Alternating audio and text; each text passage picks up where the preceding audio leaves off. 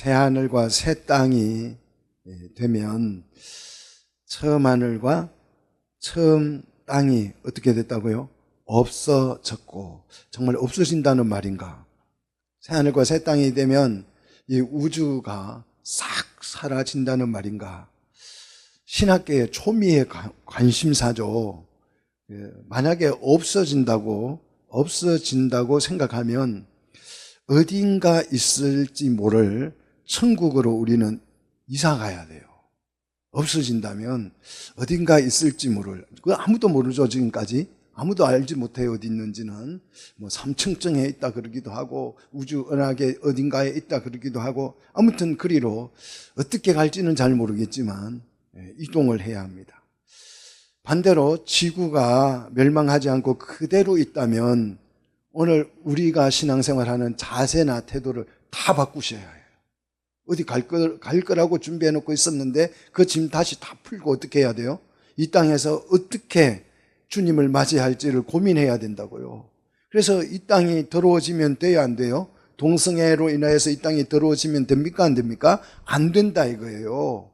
또 불의를 행하고 죄악을 행함으로써 땅이 더러워지면 주님 오실 이 공간에, 하나님이 임재하실 이 공간에 이 땅이 더러워지면 주님 오실 수 없잖아요. 그래서 우리가 신앙생활하는 모든 태도를 오늘 바꾸어야 합니다.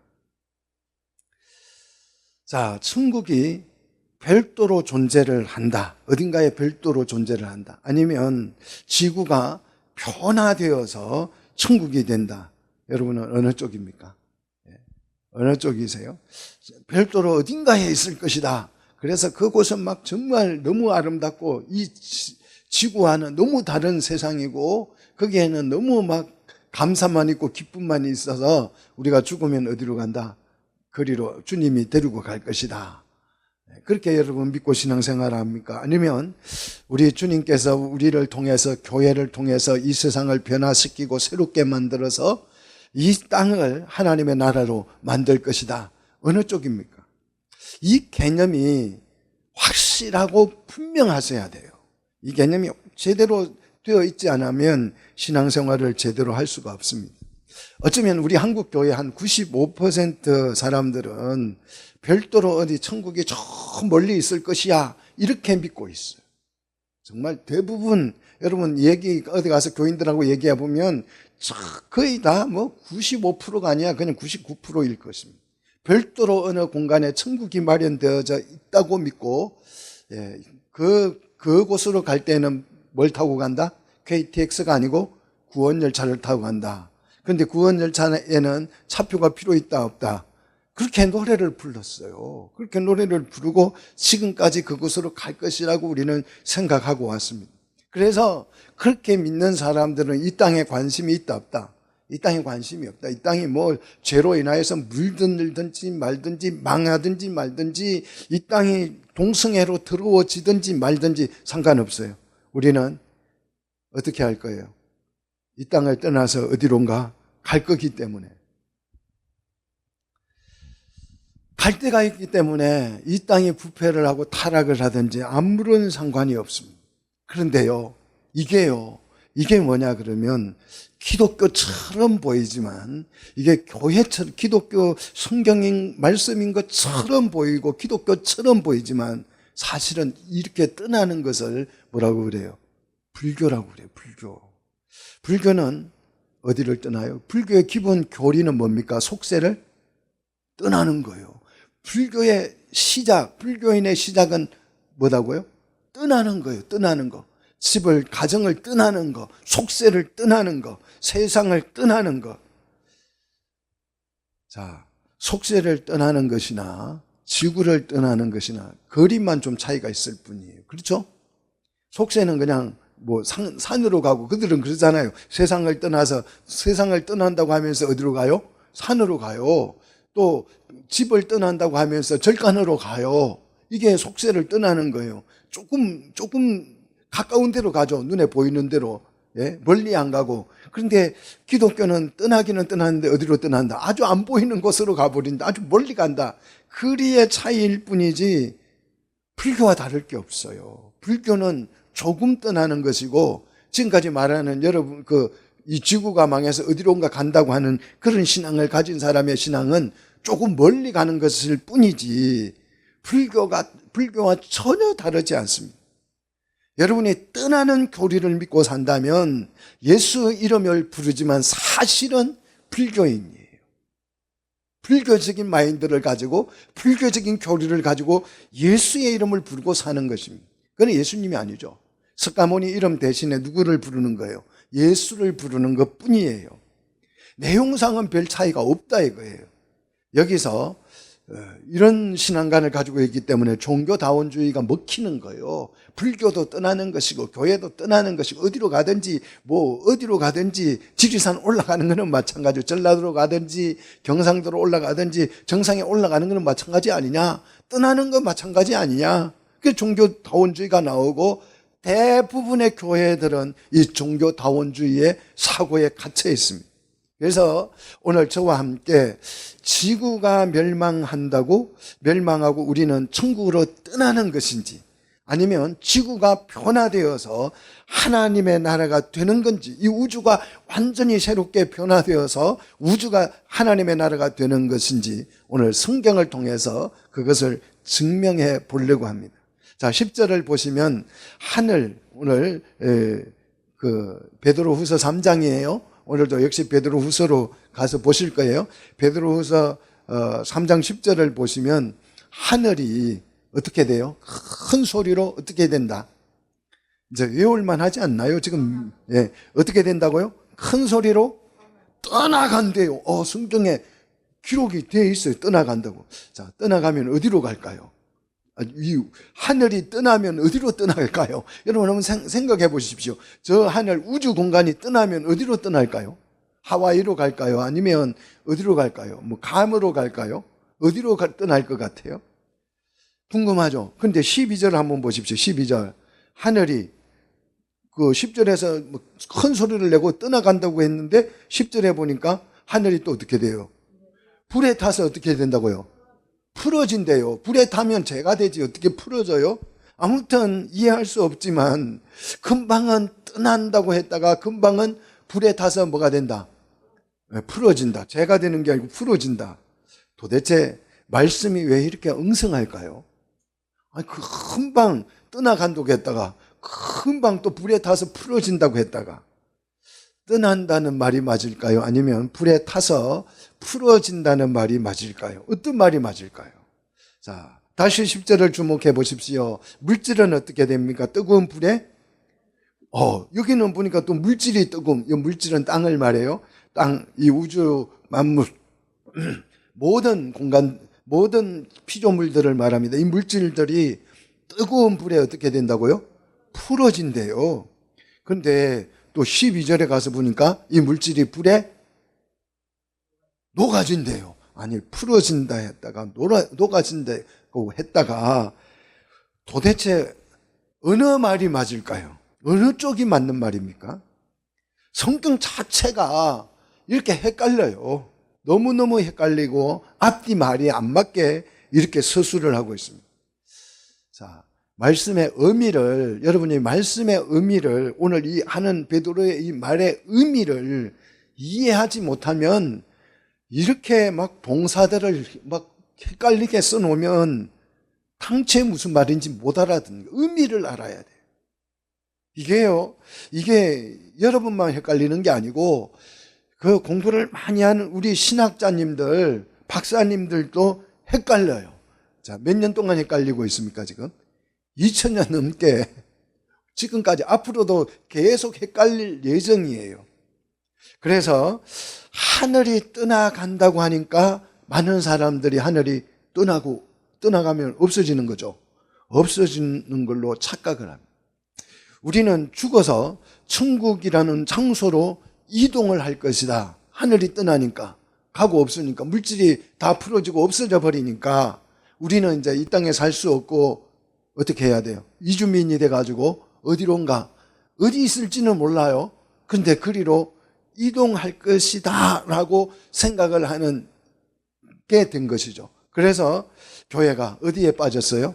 플라톤의 이원론에 빠져가지고 지금 허우적거리고 있습니다. 허우적거리고 있어. 살려달라고. 이혼론에 빠져가지고 갈까 말까, 가야 되나, 진짜 가는 거 맞나, 그것이 진짜 있나. 그래가지고 요즘은 이제 하도 헷갈려 했으니까 내 가봤어 하는 사람들이 드러나와요. 가봤대요. 그 가봤다는 녀석은 갔으면 안 올 놈이에요. 그놈은 틀림없이 안 올 놈이에요. 성격상 그래요.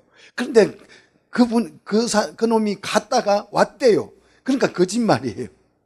생긴 거 보면 가면 안 올 것 같은 놈인데, 미국 가면 그러잖아요. 미국 비자 받으려면 반드시 공부하고 열심히 배워서 이 땅에 돌아와서 이 땅에서 살겠다, 이런 얘기를 막 해야 돼요. 나는 가면요 안 올 거예요. 미국이 더 좋을 것 같아요. 그러면 비자가 안 나와요. 갔다가 난 공부만 하고 돈만 쓰고 다시 올 거예요. 이래야 비자가 나와요. 그런데 그렇게 막 애를 써서 간 사람은 가면 온다 안 온다? 안 오더라. 그래가지고 불법 체류자가 돼도 안 오는 경우가 많아요. 대개 불법 체류를 하는 사람들은 거기 가서 살고 싶은 마음으로 가는 거예요. 천국을 어디 가서 거기 가서 좋은 곳 가보고 온 사람들은 안 올, 불법 체류를 할 가능성이 제가 보기에는 99%입니다. 근데 그냥 왔다 하니까 그 거짓말이에요. 자, 우리는 죽어서 천국이라는 장소로 이동을 할 것이라는 이 착각에 빠져서 이원론에 빠져 있다는 것입니다. 근데 오늘 말씀을 통해서 이 문제를 정말 확실하게 정리를 하고 가려고 그래요. 그래서 더 심각한 것은 오늘 7절이죠. 자, 7절, 베드로후서 3장 7절. 자, 7절을 보시면 이제 하늘과 땅은 그 동일한 말씀으로 뭐 한다고요? 불살라버린대요. 불살라버린대. 하늘과 땅을 불살라버리면 어떻게 되죠? 하늘과 땅이 존재해요, 안 존재해요? 존재하지 않죠. 하늘과 땅이 없어지는 거죠, 확실하게. 그런데 정말로 좀 우리 한국교회 성도들에게 미안하지만 원어 성경에는 여기서 사륵이라는 동사가 없어요. 동사가 없어요. 번역할 때 이 동사를 살짝 넣은 거예요. 그냥 원어 성경을 보면 불로써 불로, 그런 뜻입니다. 불로써 불로, 그런 뜻이에요. 사륵이라는 단어가 없어요. 그런데요, 여러분 한번 보십시오. 성경에서 한 글자가 얼마나 중요한지 오늘 본문을 통해서 확인해 볼 수 있습니다. 이 사르기를 추가를 하면, 사르기라는 단어가 들어가면요, 하늘과 땅을 불사르기 위해서 잠시 뭐 하고 있다는 거예요? 보호하고 있다는 거예요. 불사를 거예요. 목적이 불사르는 데 있어요. 그렇죠? 이 뜻이 불사르기라는 단어가, 사르기라는 단어가 들어감으로써 하늘과 땅을 불사를 예정이에요. 그때까지 뭐 하고 있다? 보호하고 있는 중이다. 그런 뜻이 되죠. 그런데 이 사르기라는 단어를 빼고 원어 성경 그대로 읽으면 불로써, 하늘과 땅을 불로써 뭐 하고 있다? 하늘과 땅을 불로써 보호하고 있다는 뜻이에요. 이해되세요? 아니, 사륵이라는 단어가 들어가면 하늘과 땅을 뭐 해버린다? 불살라버린다는 뜻이 되고, 원래 성경대로 원어대로 그대로 읽으면 하늘과 땅을 불로써 보호하고 있다, 그런 의미가 돼요. 완전히 달라지는 것입니다. 무슨 불로서 그러면 하늘과 땅을 보호합니까? 그 동일한 말씀의 불로, 말씀의 불로 보호를 한다는 것이. 하늘과 땅을 보호한다는 말은 지킨다는 뜻이에요. 하늘과 땅을 말씀의 불로, 그 동일한 말씀의 불로 하늘과 땅을 뭐 하고 있다? 지키고 있다. 그런 뜻이 됩니다. 자, 그러면 그 동일한 말씀이란 뭐냐? 5절 얘기죠. 그 위로 쭉 올라가서 5절부터 보시면 땅이 어디에서 나왔어요? 물에서 나와서 물로 성립됐다는 거죠.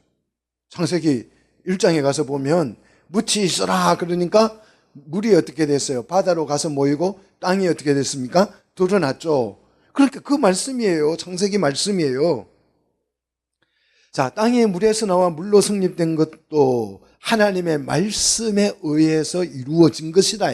그런데 사이비들은 이걸 자꾸 고의로 잊어버리게, 말씀으로 됐다는 것을 잊어버리게 만들려고 하는 게 사이비죠. 자, 그래서 6절을 보면, 계속 6절을 보십시오. 이로 말미암아 그때는 언제죠? 노아홍수 때죠. 노아홍수 때에 세상은 어떻게 물이 넘침으로 어떻게 됐다고요? 멸망하였으되 그랬습니다. 자, 말씀에 의해서 세상도 세워지고 말씀에 의해서 심판도 일어났어요. 그래서 물로 세상이 망했다 이 뜻이에요.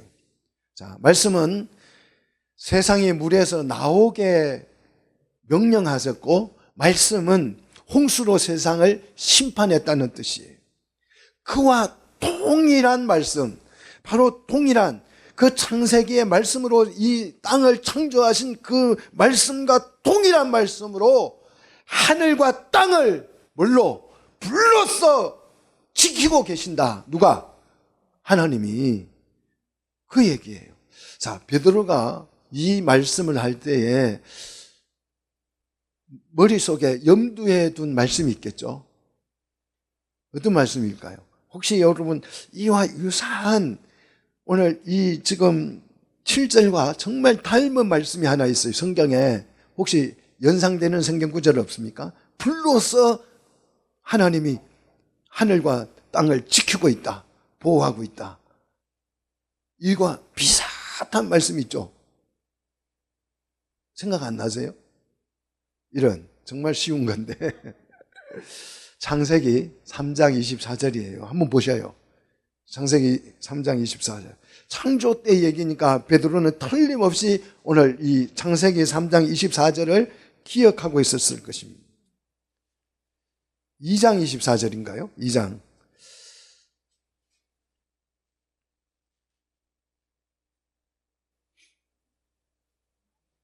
3장 24절이죠. 3장 24절이겠네요. 그죠? 어떻게 되어 있어요? 창조에 관한 말씀 중에서 거기에 보니까 어떻게 하고 있어요? 불로서 생명나무를 어떻게 한다? 지킨다. 하나님은 지킬 때 뭘로 지켜요? 불로 지켜요. 이 하늘과 땅도 뭘로 지키고 계신다고요? 불로서 지키고 계신다. 예? 하나님이 생명나무를 불칼로 지키고 계신다고 말씀한 그와 동일한 말씀으로 지금도 하나님께서 하늘과 땅을 불로서 지키고 계시는 줄 믿습니다. 이 똑같은 말이에요. 자, 죄악으로 가득 찬 하늘과 땅을 왜 보존하시는가? 지난주에 말씀을 드렸죠. 하나님의 오래 참으심이라 그랬어요. 한 사람도 멸망치 않게 하기 위해서 오래 참는 것이라 그랬습니다. 그러면 언제까지 불로서 하늘과 땅을 지키시느냐? 그리스도께서 강림하여서 경건치 않는 자들을 마하고 심판하고 멸망하는 그날까지 이 하늘과 땅을 하나님께서 뭘로 지키신다고요? 불로서 지키신다. 이게 지키지 않으면요, 하나님이 하늘과 땅을 보호하지 않으면 어떻게 될까요? 인간의 그 죄악들로 인하여서, 죄악은 뭘 더럽혀요? 땅을 더럽히고 하늘에 달라붙어서 하늘도 더럽힌다 그랬어요. 그래서 이 죄악에 의해서 땅이 어떻게 될까요? 입을 벌릴 거예요. 그래서 다 집어삼킬 것입니다. 하늘이 무너질 것입니다. 그래서 하나님께서는 불러서 그리스도께서 오셔서 심판하시는 날까지 하늘과 땅을 마하고 계신다. 지키고 계신다. 보관 중에 있다. 보호하고 있다. 그런 뜻이에요. 그날이 되면 하늘과 땅이 그러면 심판을 받고 하늘과 땅이 멸망을 할까요? 아니면 경건치 않는 자들이 심판을 받고 멸망을 할까요? 여러분, 뭐가 멸망할 것 같아요? 주님이 오시면 하늘과 땅이 심판을 받을 것 같아요? 아니면 경건치 않는 자들, 사탄, 죄악에 물든 자들, 회개치 않는 자들, 그런 자들이 심판을 받을 것 같아요? 누가 심판을 받을 것 같아요? 하늘과 땅이요? 사탄이 심판을 받는다고 성경에 기록되어져 있잖아요. 예? 이해가 되셔야 돼요. 경건치 않는 자들이 멸망하는 거요. 예? 하늘과 땅이 멸망하는 게 아니고 경건치 않는 자들이 멸망하는 것이. 사단과 경건치 않는 자들. 노아홍수 때도 마찬가지 아니겠어요? 물로서 심판을 받을 때 땅이 없어졌어요? 하늘이 없어졌습니까? 하늘이 무너졌죠. 그래서 창수가 쏟아졌잖아요. 하나님 보호하지 않으면 이 죄악이 가득 차가지고, 이 세상에 죄악이 가득 차가지고 노아홍수처럼 하늘에서 어떻게 돼요? 창수가 쏟아진다고, 불이 쏟아진다고. 이번에 하늘에서 불이 쏟아진다고요. 하늘에 무슨 불이 있냐고요? 예, 불이 있습니다. 쏟아지면요, 다 태워버릴 수 있습니다. 땅에서 홍수 때 뭐가 솟아나왔어요? 샘물들이 터져나와가지고 다 홍수를 잠겼잖아요. 땅 속에도 불이 지금 끓고 있습니다. 그것이 쏟아져 나올 수 있다고요. 하나님이 그래서 하늘과 땅을 뭐하고 계신다? 불로서 보호하고 계신다. 믿습니까? 지키고 계신다. 믿습니까? 네. 그 얘기를 하는 거요. 그러면 그날에 누가 망하느냐? 하늘과 땅이 망하는 것이 아니고 누가 망한다? 예, 경건치 않는 자들이 멸망하게, 심판을 받게 될 것이다. 이 말이에요. 자, 경건치 않는 자들이 심판을 받고 멸망을 하고 나면, 사단이 심판을 받고 불못에 들어가고 나면 하늘과 땅은 어떻게 되느냐? 어떻게 될 것 같아요? 13절 보니까 하늘과 땅은 뭐가 있어요? 의가 있는 곳이래요. 의가 있는 곳. 그죠?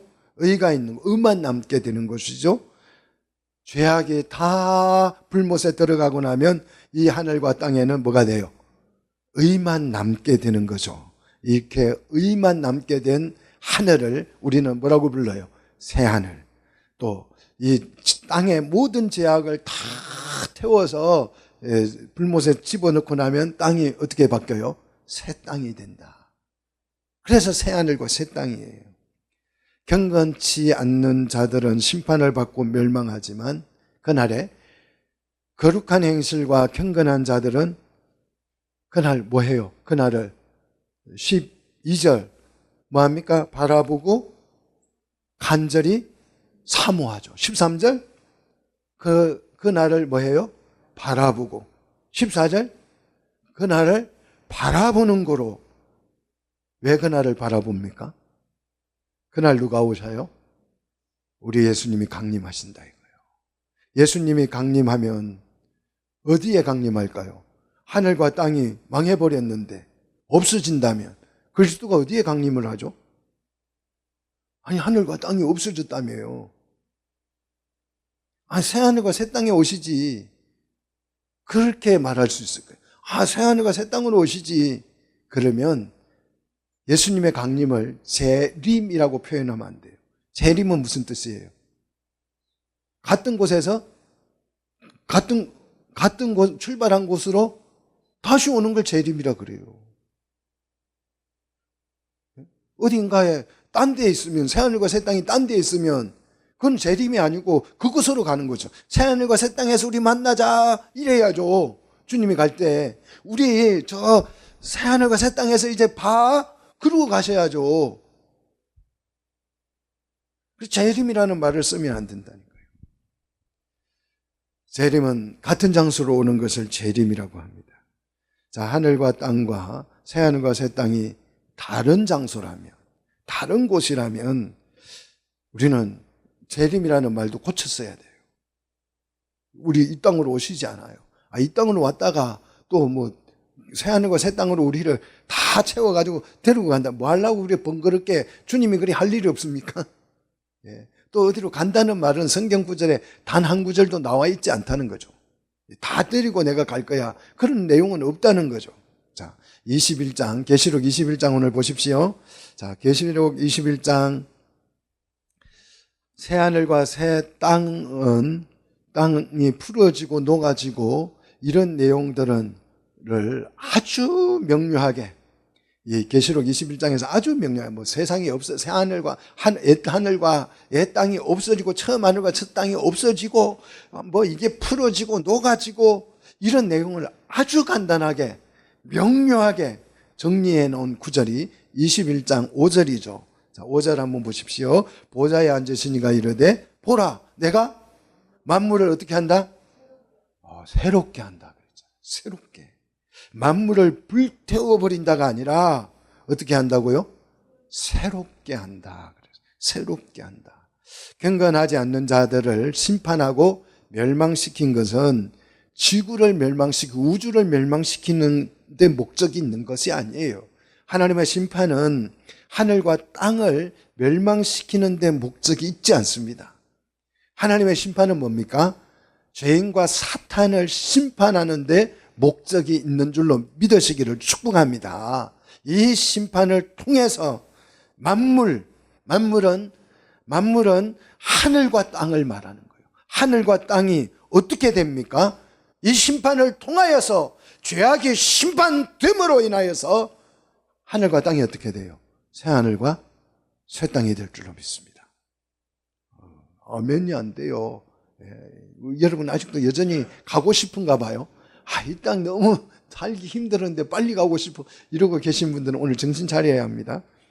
하늘과 땅을 멸망시키는 데 목적이 있는 것이 아니고 새롭게 하는 데 목적이 있어요. 새롭게. 만물을 어떻게 한다고요? 새롭게 한다 그랬잖아요. 이 새롭게라는 이 단어가 굉장히 중요한 단어예요. 성경에서 너무너무 중요한 단어죠. 카이노스라는 단어예요. 카이노스. 여러분 이런 단어는 좀 머릿속에 담아 놓으시기를 축복합니다. 형용사예요. 새롭게. 자, 새롭게라는 말은 무슨 뜻이냐 그러면 과거에 없었는데 과거에 컴퓨터, 핸드폰 과거에 없었잖아요. 그죠? 과거에 없었는데 딱 삼성에서 핸드폰을 처음으로 만들어냈다. 그거는 새 것이죠. 처음 나온 것이죠. 이런 것을 표현할 때는 네오스라는 단어를 씁니다. 네오스. 지구상에 처음으로 등장하게 됐을 때 새 것, 그거는 네오스예요. 네오스. 자, 그런데 과거에 있었는데 이게 바뀌어가지고 질적으로 바뀌어가지고 새롭게 된 것을 이야기할 때는 카이노스라는 단어를 써요. 그러니까 지금까지 존재해 왔던 것이 질적인 어떤 변화를 일으켜서 원래의 모습이 완전히 사라지고 새롭게 변화된 모습, 정말 변화된 것, 완전히 달라진 것을 일컬어서 카이노스라고 합니다. 컴퓨터를 보면 쉬워요. 컴퓨터는 본체는 그대로예요. 본체.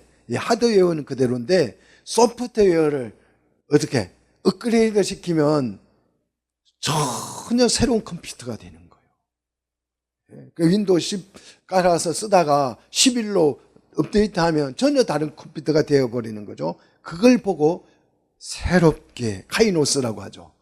새 하늘, 새 땅 할 때 이 새가 새롭게, 그러니까 새롭게 하늘을 만들고 새롭게 땅을 만든다. 이렇게 그냥 새 하늘, 새 땅이 아니고 우리나라 말은 너무 축약을 해버렸죠. 진짜 새 하늘 그러니까 이게 새 하늘인가? 아니에요. 카이노스 하늘이에요. 질적인 변화를 일으킨 하늘이고 질적인 변화를 일으킨 뭐다? 땅이다. 그 뜻이에요. 그래서 성경은 이 새롭다, 카이노스라는 단어를 너무 좋아하잖아요. 언약도 옛 언약이 있죠? 이 옛 언약이 질적인 변화를 일으켜서 어떻게 돼요? 새롭게 돼서 새 언약이라. 새로운 언약이다 이 말이에요. 새롭게 된 언약이다. 그 뜻입니다. 또 성경에서는 우리가 그리스도로 옷 입는다 할 때 그 옷을 새 옷이라 그러잖아요. 옛날 옷을 벗어버리고 옛 옷을 벗고 그리스도로 새 옷을 입으라 할 때 이 새로운 옷이에요. 새롭게 한 옷. 새 땅, 새 하늘, 새로운 피조물. 새로운 피조물. 얼마든지 성경에 너무너무 많이 있잖아요. 새 포도주. 뭐 이런 거 엄청 많이 나오잖아요. 전부 다 이 카이노스라는 단어를 씁니다. 근데 특이하게요. 골로새서 3장 10절을 한번 보십시오. 골로새서 3장 10절을 보시면 이 두 단어가 동시에 쓰였어요. 자, 골로새서 3장 10절 여러분 보셔요. 골로새서 3장 10절 보시면 같이 읽습니다. 한번 우리 같이 읽어봅시다. 골로새서 3장 10절 같이 읽습니다. 새 사람을 입었으니 이는 자기를 창조하신 이의 형상을 따라 지식에까지 새롭게 하심을 입은 자니라. 자, 이렇게 보니까 새롭게라는 말이 두 번 나옵니다. 두 번 나와요. 자, 여러분 이제 한번 구분해 보십시오. 자, 네오스라는 단어와 카이노스 단어가 어떤 단어가 카이노스일 것 같아요? 앞에가 새 사람일 때가 카이노스일 것 같아요? 아니면 새롭게 하심을 입은 자다 할 때가 카이노스일 것 같아요? 그렇죠. 이 번역을 굉장히 잘한 거예요. 새롭게 했다는 거예요. 옛날에 있던 것을 싹 바꿔서 옛날 새마을 운동해가지고 새롭게 했잖아요. 마을을. 그게 새롭게 해요. 새롭게. 예, 총알집도 걷어내고 마을길도 넓혀서 옛날 마을은 그 마을이에요. 그런데 그걸 어떻게 했다고요? 지붕이랑 다 걷어내고 막 전기 엮고 해서 어떻게 했다고요? 새롭게 했다고요. 이사 가면 여러분 집을 다 드러내고 도매 깨끗이 해서 방을 어떻게 했다? 새롭게 했다. 그 단어가 카이노스예요. 카이노스. 그 앞에 새 사람은 네오스입니다. 전혀 다른 옛날 사람이 아니에요. 이거는 새로 바꾼 사람이에요. 자, 그러면 우리 예수 믿는 사람은 예수 그리스도를 구주로 믿음으로 말미암아서 이전 것은 지나가고 보라 새 것이 되었도다. 새로운 피조물이 됐다 그래서. 그러면 이 새 사람, 성경에서 말하는 이 새 사람은 과거의 사람이 없어지고 진짜 새 사람이 되는 건가? 이 네오스라는 단어가 진짜 새 사람이 되는 걸 말하잖아요. 그죠? 그러면 우리가 예수 믿는 순간에 옛날 나는 없어지고 예수 믿고 새로운 사람이 나와야 돼요. 근데 옛날 믿었던 사람이나 지금이나 뭐 같아요, 달라요? 그럼 네오스가 쓰면 안 되잖아요. 안 되는 거예요. 그러니까 이게 무슨 뜻이냐? 이걸 아셔야 돼요. 여기에서 새 사람을 입었으니 할 때요, 입었다는 말은 엔디오라는 단어예요. 엔디오. 영어를 공부하신 분은 엔 들어가면 알 거예요. 인이죠. 영어에서는 인이라고 하죠. 예. 인디오라는 뜻입니다. 그러니까 엔디오라는 이 헬라 말은 속옷을 입다는 뜻이에요. 다시 말해서 그 사람이 아니고 속 사람을 이야기하는 것입니다. 속 사람. 그래서 이 새 사람은 그냥 사람이 우리 껍데기에 있는 이 인간이 아니고 내 속에 있는 사람을 말해요. 속 사람이 어떻게 됐다? 네오스가 됐다. 진짜 바뀌어버렸다. 뭐에 의해서? 성령으로 거듭나가지고 영혼이 바뀌어버렸다 이 말이에요. 영이 바뀌어버렸다는 거예요. 믿습니까? 우리 속 사람은 카이노스가 아니에요. 원래 내가 좀 변화된 게 아니고 예수를 믿음으로 인하여서 내 속에 뭐가 오셔요? 성령이 오셔서 성령으로 어떻게 해버립니까? 속사람을 거듭나게 해버린다니까요.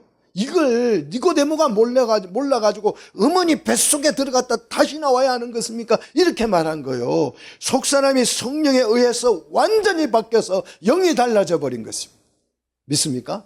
또 새 사람이라고 하는 것은 교회가 되어버리는 것을 말해요. 완전히 바뀌어버리죠. 교회와 옛사람은 전혀 다른 사람이에요.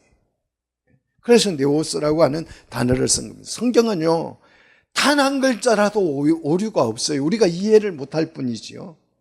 그 사람은 그대로 있지만 영이, 속사람이 완전히 달라진 네오스가 된 거예요. 그 네오스가 된 사람의 지식을 어떻게 한다고요? 이제 옛날 지식에서 새로운 지식으로 바꾸어 주신다. 그래서 이건 카이노스예요. 옛날 지식은 뭘 좋아했어요? 죄 짓는 걸 좋아했죠. 죄를 좋아했죠. 그런데 이 카이노스가 새롭게 지식을 함으로써 뭘 추구하게 돼 있어요? 진리를 추구하고 의를 추구하고 하게 돼 있어요. 그래서 거듭나지 못한 사람들은 여전히 뭘 좋아해요? 죄를 좋아해요. 죄를 좋아합니다. 그래서 동성애가 좋다는 거 아니겠어요? 그게 죄잖아요. 근데 그게 좋다고 말하는 거예요. 그걸 이상으로 삼는다고요. 나라가 이상으로, 세계가, 국가가 이상으로 삼는다. 동성애 하는 걸 이성으로 삼고 성평등하는 것을 이상으로 삼는다고요. 그게 말이 됩니까? 간음을 이상으로 삼는다니까요. 간음이 이상이에요. 막 불륜 저지르는 게 이상이래요. 자기 결정권을 가지고 자기 마음대로 사는 것이래요. 이게 여러분 죄를 좋아하는 것입니까? 의를 좋아하는 것입니까? 그러니까 이게 죄라고 하고 혐오스럽다고 하니까 이제 그거 말하지 말라는 게 말하지 말라는 게 차별금지법이에요. 이제 그거 말하지 마. 나쁘다고 말하지 마. 간음하는 게 왜 나빠? 내가 어른이 돼가지고 내 마음대로 할 수 있는 것이지. 그걸 왜 나쁘다고 해? 앞으로 그 말하면 내가 처벌할 거야? 그래서 이걸 죄를 합법화시키는 게 차별금지법이에요. 그런데 거듭나지 못한 교회 안에 있는 성도들이 그게 좋대요. 그게 좋대요. 그게 말이 됩니까, 여러분? 저는 뭐 국민의 힘의 당원도 아니고 민주당 당원도 아니에요.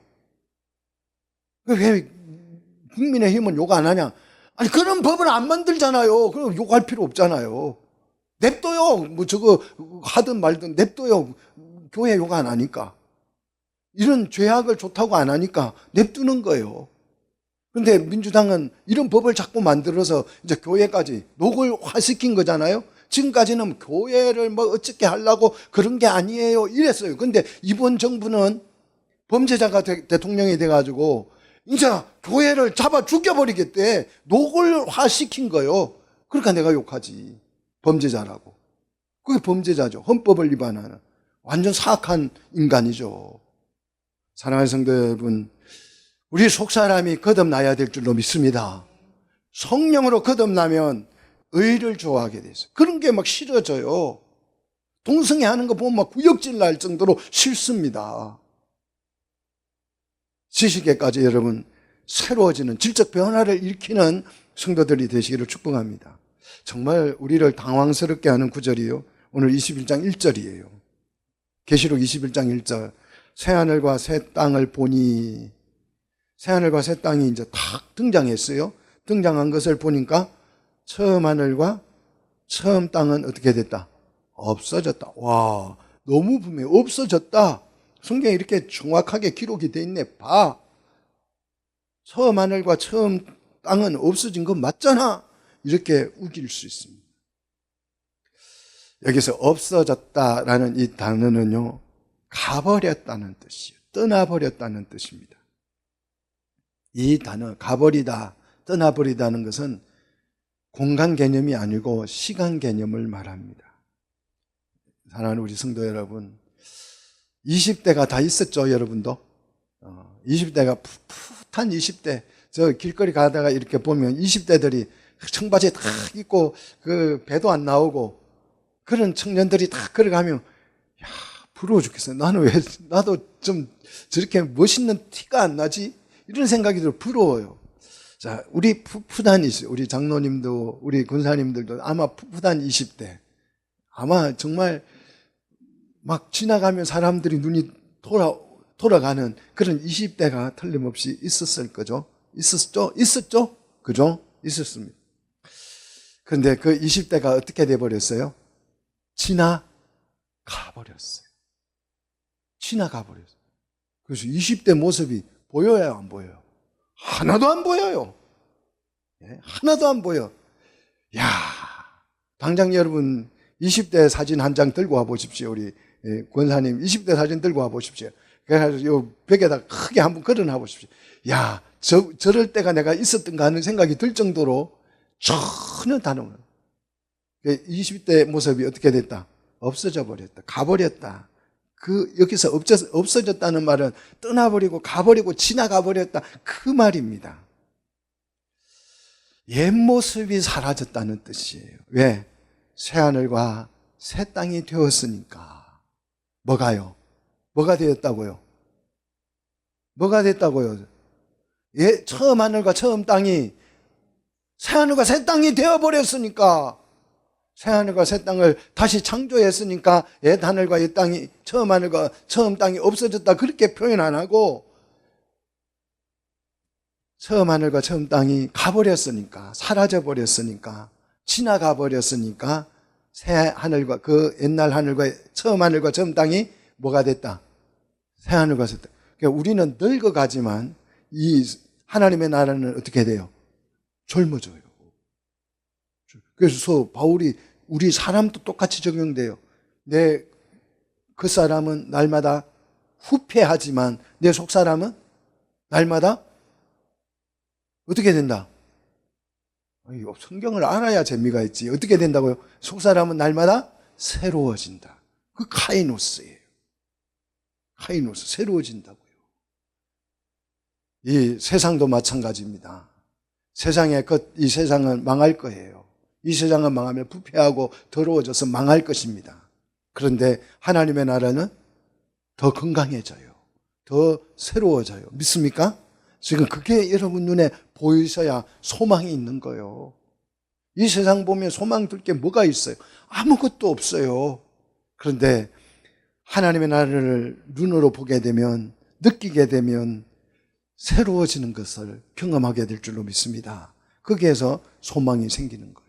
자, 계속 1절을 보시면 하늘과 땅은 멸망하는 것이 아니라, 없어지는 것이 아니라 지나가는 것이고 새로워지는 것입니다.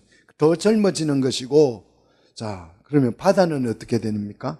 바다도 다시 있지 않더라. 그래서 하나님 나라에 없어지는 게 딱 한 가지가 있어요. 뭐예요? 바다죠. 이렇게 이제 대답할 줄 알았어요. 바다가 어떻게 해서 없어지겠어요? 여기서 바다가 다시 있지 않더라, 이 말은 옛날 그 바다가 다시 있지 않더라는 의미입니다. 옛날 바다는 어떤 바다입니까? 여러분, 바다는 어떤 바다예요? 요나를 집어삼키려고 했고 제자들을 어떻게 했어요? 갈릴리 바다가 집어삼키려고 했죠. 홍해 바다가 주의 백성들을 어떻게 했어요? 절망에 빠뜨렸죠. 바다는 그런 곳, 옛날 바다는 그런 곳입니다. 그런데 이 바다가 변화가 돼요. 바다도 바뀝니다. 어떻게 변화될까요? 자, 어떻게 변화되는지 한번 보십시다. 계시록 20장 13절이에요. 계시록 20장 13절 보시면 바다가 이제 변화되기 시작해요. 어떻게 변하는지 한번 봅시다. 계시록 20장 13절 같이 읽습니다. 바다가 그 가운데에서 죽은 자들을 내어주고 또 사망과 음부도 그 가운데에서 죽은 자들을 내어주매 각 사람이 자기의 행인대로 심판을 받고 그랬어요.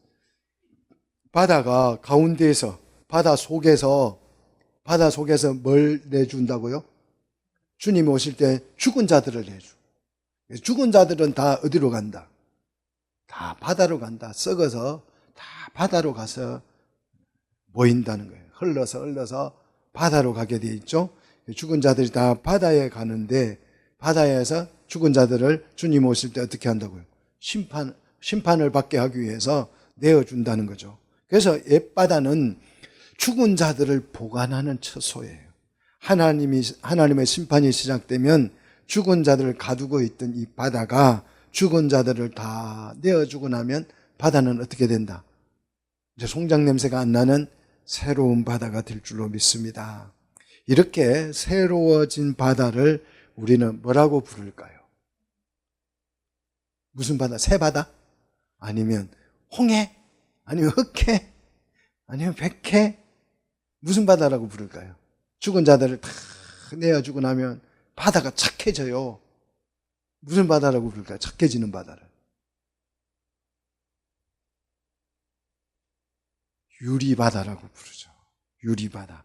계시록에 보면 나와요. 바다가, 자, 계시록 4장 6절. 이 바다가 바뀌고 나면, 변화되면 어떻게 되느냐.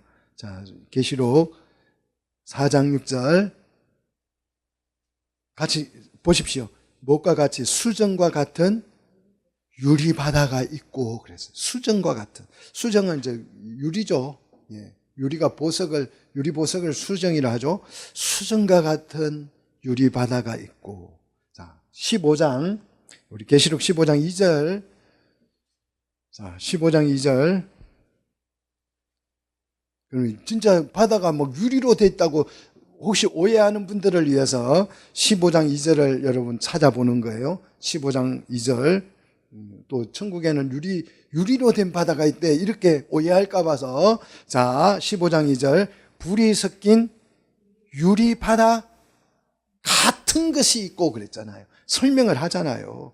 유리 바다가 아니고 실제로 바다가 유리로 되어 있다는 그런 뜻이 아니고 유리 같은 바다라는 거예요. 유리 같은 바다. 옛 바다는 속을 알 수가 없죠. 투명하지가 않아서. 그리고 하나님과 인간을 분리시키는 게 바다의 역할이죠. 그래서 저 바다가 없었더라면, 노래가 있잖아요. 저 바다가 없었더라면, 하나님과 우리 사이를 갈라놓는 저 바다가 없었더라면, 사람을 삼키는 바다죠. 이 바다가 주님이 오시면 변화가 되어서 옛 바다는 다시 있지 않고 새 바다가 되는데, 그 새 바다를 일명 무슨 바다라고 부른다고요? 유리바다. 왜 그러면 유리바다느냐?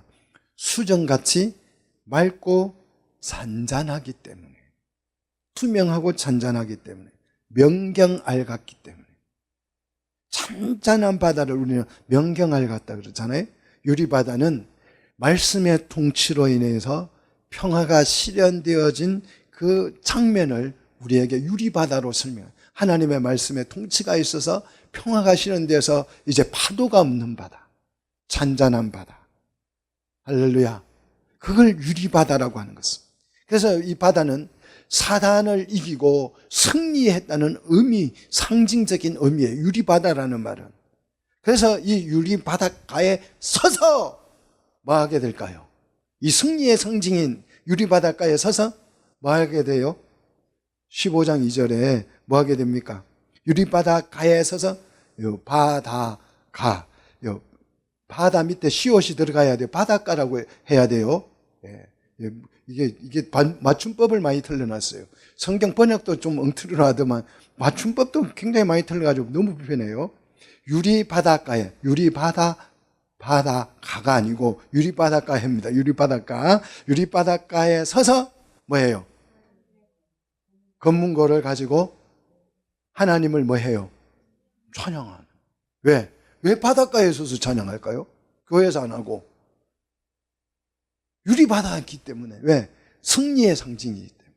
하나님 통치가 실현되었음을 상징하기 때문에 유리바다가 마치 홍해 바닷가, 하나님이 홍해 바다의 배를, 배 있죠, 배. 타는 배가 아니고, 홍해 바다의 배를 쫙 갈라가지고, 거기서 누구를? 하나님의 백성을 뭐 했어요? 건져냈잖아요. 이해되세요? 홍해 바다의 배를 쫙 갈라가지고 하나님이 거기서 주의 백성을 뭐 했다? 구원했어요. 그래서 그 홍해 바닷가에 서서 구원받은 백성들이 어떻게 했어요? 미리암과 함께? 소고치며 찬양했잖아요. 그 장면이잖아요.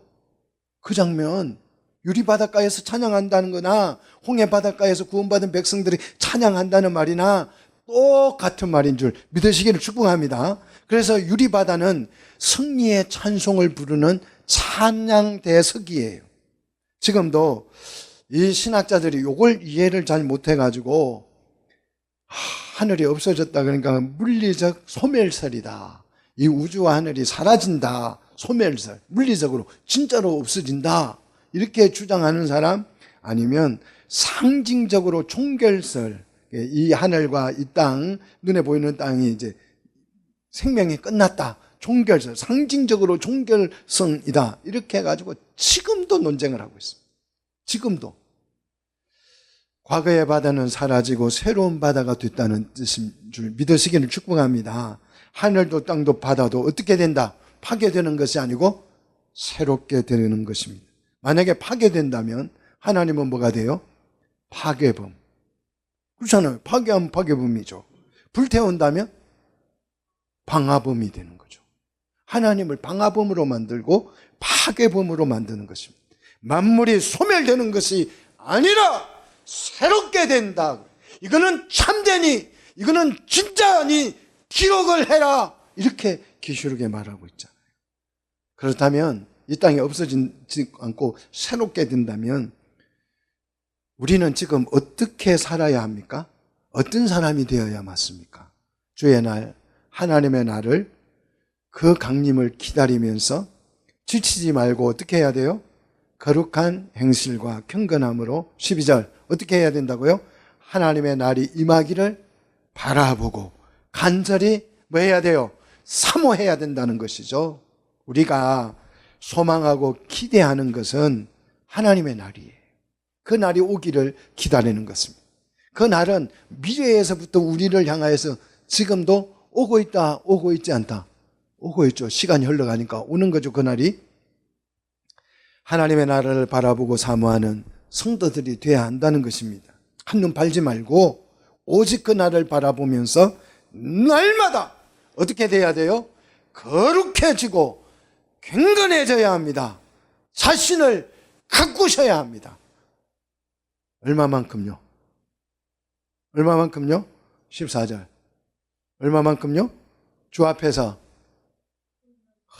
점도 없고 흠도 없이 평강 가운데 나타나기를, 그 날을 맞이하기를 가꾸어야 한다. 여러분, 오늘 이 말씀 듣고 집에 가셔서 얼마가 돈이 들든지 간에 점 다 빼시기를 축복합니다. 점이 없어야 되잖아요. 흠이 있으면 성형수술 다 해서 흠이 없게 만드시기를 바랍니다. 점도 없이 흠도 없이 편안한 가운데 주님을 맞이할 수 있고, 두려운데 주님 오시면 큰일 났네, 이런 게 아니고 평강 가운데에서 주님을 맞이할 수 있도록 준비해야 된다. 여기에서 성행수술하라는 뜻입니까? 경건한 행실과 경건함으로, 거룩한 행실과 경건함으로 점도 없이 흠도 없이 그리스도께서, 하나님께서 나를 제물로 받기에 충분하도록 우리 자신을 가꾸어야 한다. 양도 흠 없이 정 없이 자라서 제물이 되는 거예요. 소도 마찬가지고요. 근데 하물며 사람이 흠을 만들고 점을 만들어서 되겠습니까? 하나님 앞에 드려진다면서, 드려질 존재라고 말을 하면서, 그날을 기다린다고 말을 하면서 점도 없이 흠도 없이 온전히 드려질 산제물, 바울이 말하는 산제물이잖아요. 산제물로 흠도 없이 점도 없이 주님 앞에 나타나게 되기를 주의 이름으로 축복합니다.